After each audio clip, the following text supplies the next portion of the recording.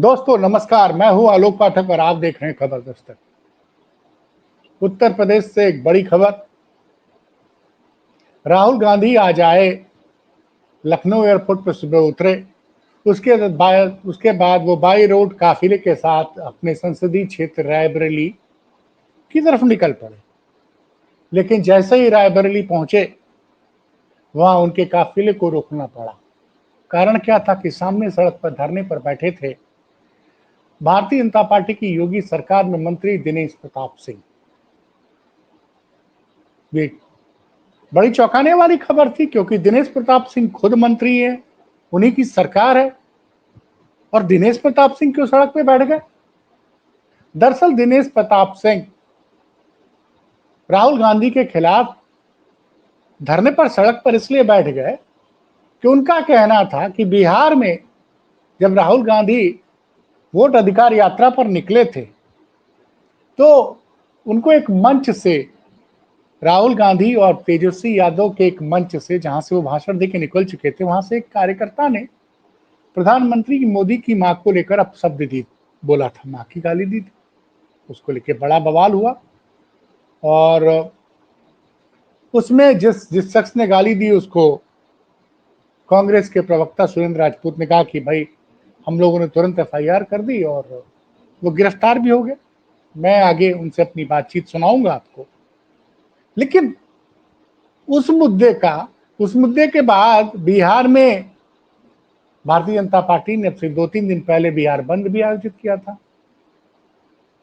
अब उस मुद्दे पे अचानक आज क्यों याद आई, ये सवाल बढ़ा। इस मामले पे मैंने पहले तो कांग्रेस के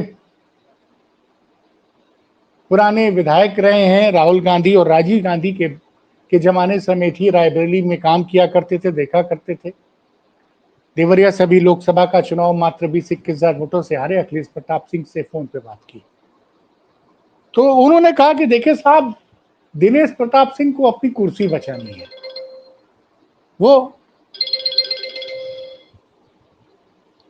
वो जो है, उनको अपनी कुर्सी बचानी है। भाजपा सरकार में मंत्री हैं, वो हमारे पूर्व सहयोगी रहे हैं। दरअसल दिनेश प्रताप सिंह पहले कांग्रेस में थे, तो जब तक वो राहुल गांधी और सोनिया गांधी के खिलाफ विरोध प्रदर्शन नहीं करेंगे, तब तक उनका मंत्री पद नहीं बरकरार रहेगा। खैर, धरना प्रदर्शन किया दिनेश प्रताप सिंह ने, चला। पुलिस बड़ी परेशान, क्योंकि सामने से राहुल गांधी का काफिला, 1 किलोमीटर दूर राहुल गांधी का काफिला रोक दिया गया। अभी मीडिया की हेडलाइन बनने लगी कि दिनेश प्रताप सिंह, योगी सरकार के मंत्री, धरने पे बैठ गए राहुल गांधी के खिलाफ। और मजेदार बात है कि दिशा की बैठक होनी है। दिशा क्या होता है? दिशा जो है, जिले के विकास के लिए दिशा की बैठक होती है, जिसमें जिले के सांसद के रूप में राहुल गांधी को बैठना है, और इसी जिले से विधायक है दिनेश प्रताप सिंह, जो पुराने कांग्रेसी, वो भी बैठेंगे। इसमें सारे सांसद, सारे विधायक, सारे विधान परिषद सदस्य बैठते हैं, डीएम बैठता है, सीडीओ बैठता है, और जिले के विकास कार्यों की समीक्षा की जाती है। तो उस बैठक में तो कल बैठेंगे ही साथ में। तो आज इतना जबरदस्त विरोध प्रदर्शन, मैंने जो मुझे समझ में आया कि इसका क्या, ये विरोध प्रदर्शन मीडिया में हाईलाइट होने के लिए किया गया और उसी दिन चुना गया जिस दिन राहुल गांधी आ रहे थे। दिनेश प्रताप सिंह का कहना क्या था? अब दिनेश प्रताप सिंह की बातें भी सुन लिया जाए। उन्होंने क्या बोला कि भाई, कांग्रेस के कार्यकर्ता ने गाली दी, राहुल गांधी को इस मुद्दे पे माफी मांगनी चाहिए प्रधानमंत्री से। उन्होंने ये भी कहा कि नरेंद्र मोदी सिर्फ भाजपा के प्रधानमंत्री नहीं, पूरे देश के प्रधानमंत्री हैं, और राहुल गांधी को इस चीज के लिए माफी मांगनी चाहिए। अब भाई साहब, राहुल का काफिला रुक गया, और आजकल राहुल जो भी करते हो खबर बन जाती है। राहुल जो भी करते हैं आजकल खबर बन जाती है। आप देखिए, बिहार गए थे, वोट अधिकार यात्रा निकाली उन्होंने तेजस्वी के साथ। 10-12 दिन वो लोग पूरे बिहार का उन्होंने दौरा किया, और बड़ी चर्चा में रही। उसके बाद राहुल अभी हाल ही में मलेशिया गए थे, उसमें भी चर्चा हुई कि मलेशिया की उनकी फोटोज आई थी, उसको लेके पूरे मीडिया में, सोशल मीडिया में लोग सवाल पूछते रहे। और अब आज रायबरेली पहुंचे तो मतलब कहीं ना कहीं राहुल गांधी का, जैसे पहले होता था ना कि कांग्रेस को नेशनल मीडिया कवर ही नहीं करता था, लेकिन अब कुछ ना कुछ ऐसा हो जा रहा है पिछले 2 सालों से लगातार। सबसे पहले उन्होंने जब जनवरी 2023 में भारत जोड़ो यात्रा शुरू की थी, तब भी मीडिया मजबूर थी उनको कवर करने के लिए। उसके बाद 24 के इलेक्शन में जिस तरह से इंडिया गठबंधन ने शानदार प्रदर्शन किया, तो लगातार। लेकिन इसमें जो मैंने कुछ जानकारों से बात की, कुछ पत्रकारों से बात की, तो सबने कहा कि देखिए दिनेश सिंह, 1.25 साल बाद विधानसभा चुनाव है,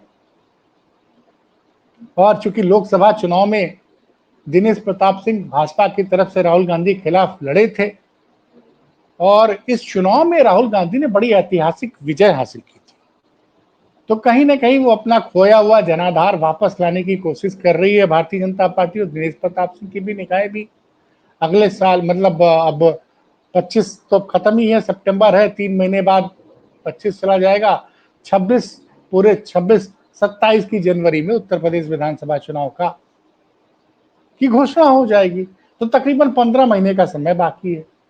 तो प्लानिंग तो बड़ी अच्छी की थी दिनेश प्रताप सिंह ने कि भैया राहुल गांधी के काफिले के सामने धरना प्रदर्शन करो, पूरी नेशनल मीडिया में चर्चा होगी। और ये सच भी है कि दिनेश प्रताप सिंह की बड़ी चर्चा हुई कि, और फिर से, और वो भी इस मुद्दे पर चर्चा हुई कि नरेंद्र मोदी की मां के अपमान पे से आहत है दिनेश सिंह। इस मुद्दे पे मतलब दिनेश प्रताप सिंह पिछले 2-3 घंटे में नेशनल मीडिया में छाए रहे, सारे चैनल्स में, क्योंकि रायबरेली जा रहे हैं। और अब राहुल गांधी विपक्ष के नेता, वो राहुल गांधी नहीं है जिनको पप्पू कहा जाता था। अब राहुल गांधी को देश की जनता गंभीरता से लेती है, वो छवि टूटी है 2024 के चुनाव से। और उत्तर प्रदेश में आप जानते ही हैं कि इंडिया गठबंधन बड़ा मजबूत है, कांग्रेस और समाजवादी पार्टी का गठबंधन। विधानसभा चुनाव में तो आलम यह था कि रायबरेली जिले लोकसभा की सारी सीटों पर इंडिया गठबंधन यानी कांग्रेस को अच्छी लीड हासिल हुई थी। तो कहीं ना कहीं मैंने कहा वो बेचैनी है दिनेश प्रताप सिंह को अपनी सीट बचाने की, अपना जनाधार बचाने की, इसलिए किया उन्होंने। तो यही बात हमसे अखिलेश प्रताप सिंह ने भी फोन पे कही कि देखिए वो अपनी कमियों को छिपाने के लिए इस तरह का धरना प्रदर्शन कर रहे हैं, जनता का ध्यान भटकाने के लिए। लेकिन इस मामले पे फिर मैंने कांग्रेस के दूसरे तेज तर्रार राष्ट्रीय प्रवक्ता सुरेंद्र राजपूत से बात की। तो सुरेंद्र राजपूत ने कहा कि पहले दिनेश प्रताप सिंह अपनी खुद की भाषा पे ध्यान दें। दरअसल सुरेंद्र राजपूत का जब नाम आता है तो मुझे एक वाकया याद आता है। 1-1.5 महीने पहले एक टीवी डिबेट में सुरेंद्र राजपूत को भारतीय जनता पार्टी के प्रवक्ता प्रेम शुक्ला ने उनकी मां के लिए काफी बड़े अपशब्दों का प्रयोग किया था। तो आज सुरेंद्र राजपूत ने बताया कि भाई जब मेरे को प्रेम शुक्ला ने अपशब्द कहा था तो ना नरेंद्र मोदी जी ने माफी मांगी, ना प्रेम शुक्ला जी ने माफी ना मांगी, ना भाजपा ने माफी मांगी।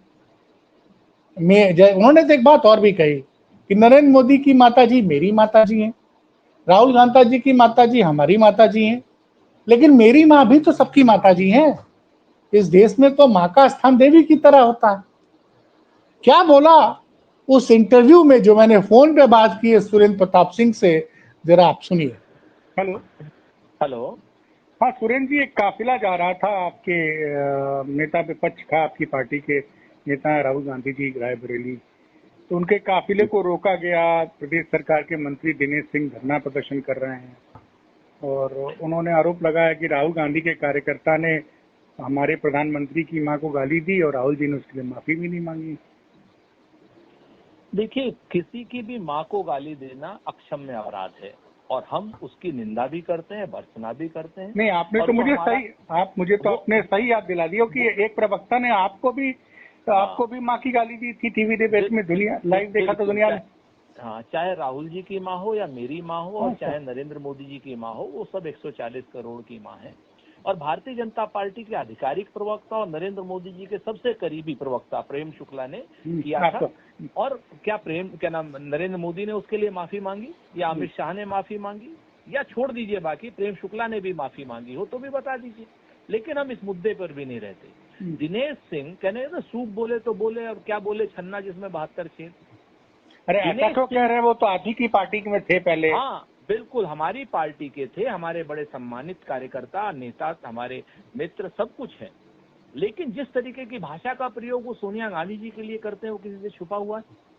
जिस तरीके की भाषा का वो प्रयोग प्रियंका गांधी जी के लिए करते हैं किसी से छुपा हुआ है।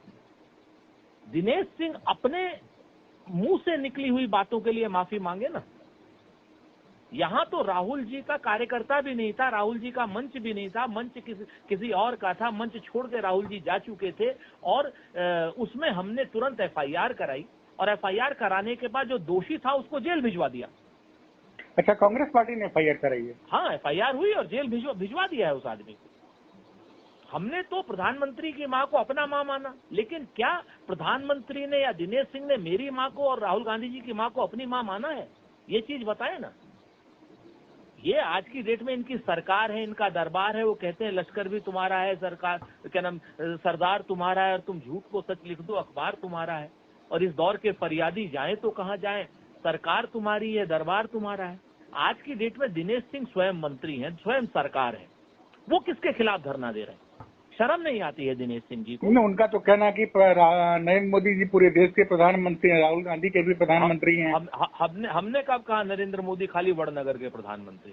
हम तो खुद ही कह रहे हैं वो देश के प्रधानमंत्री हैं। और नरेंद्र मोदी जी को आचरण भी देश के प्रधानमंत्री के रूप में करना चाहिए। नरेंद्र मोदी जी की माता जी के खिलाफ जो गाली देने के खिलाफ हम भी हैं। जब बिहार बंद हुआ तो भारतीय जनता पार्टी के सारे कार्यकर्ता जितने बंद करा रहे थे, सबने पूरे बिहार के लोगों की मां को मां बहन की गालियां दी बंद करने के लिए। ये भी तो आपने देखा होगा।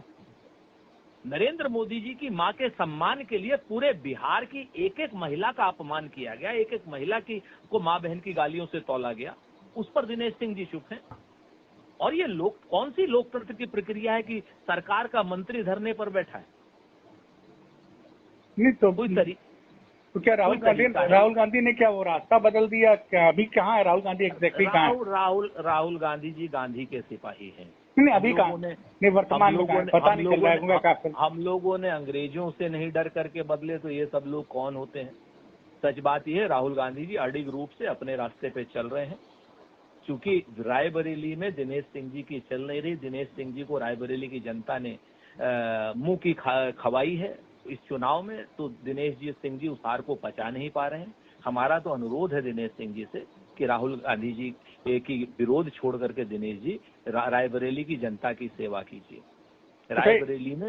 रायबरेली की जनता ने, जिसने आपको विधायक के रूप में चुना है, जिसकी वजह से आप मंत्री बने हैं, रायबरेली की जनता के विश्वास पर खरे उतरिए और राहुल गांधी जी को धन्यवाद दीजिए कि जिनका आप विरोध करते करते यहाँ भी मंत्री बन गए। मतलब आज की डेट में राहुल गांधी के खिलाफ बोलने की वजह से मंत्री बने, आप ये कहना चाह रहे हैं? राहुल गांधी जी का विरोध न हो तो योगी जी की सरकार में या मोदी जी की सरकार में आप कोई पूछेगा नहीं। करते रहिए विरोध, क्योंकि विरोध की ही वजह से आप मंत्री बने। इसलिए जनता का काम कीजिए, जनता का जो आपने जनता को आश्वासन दिए जिसकी वजह से आप सरकार में हैं वो पूरा कीजिए, और कम से कम इस तरीके की तुच्छ राजनीति मत कीजिए। ये हमारा आपसे अनुरोध है। एक सवाल और है सुरेंद्र जी, कल उपराष्ट्रपति पद का चुनाव हुआ, आपके इंडिया गठबंधन के पास 325 वोट थे, लेकिन आपको ही 300 वोट मिलते हैं और भाजपा के पास 427 वोट होते हैं, उनको 452 मिल जाते हैं। कि कहाँ किन साथियों ने आपके भाजपा के पक्ष मतदान किया? आलोक भाई, आप हमें सीडी और ईडी दोनों दे दीजिए, सरकार दे दीजिए और ईडी दे दीजिए। हम नरेंद्र मोदी जी का भी क्या नाम वोट जो है बी सुदर्शन रेड्डी जी के पक्ष में करा लेंगे। लोकतंत्र में भारतीय जनता पार्टी की जीत खबर नहीं है। अगर भारतीय जनता पार्टी की हार होती तब खबर होती, क्योंकि भारतीय जनता पार्टी लोकतंत्र को लोकतांत्रिक ढंग से नहीं चलाना चाहती है। तो आप तो बड़ी बात करें कि ईडी और सीबीआई के जरिए इन्होंने उपराष्ट्रपति पद का चुनाव जीता है। मैं तो स्पष्ट कह रहा हूं कि आप हमें ईडी दे दीजिए 24 घंटे के लिए, हम भारतीय जनता पार्टी के सारे सांसदों के वोट ले लेंगे। चलिए सर, बड़ी बात बताई आपने। बहुत बहुत आपने जो समय दिया उसके लिए बहुत बहुत धन्यवाद। बहुत धन्यवाद, बहुत धन्यवाद।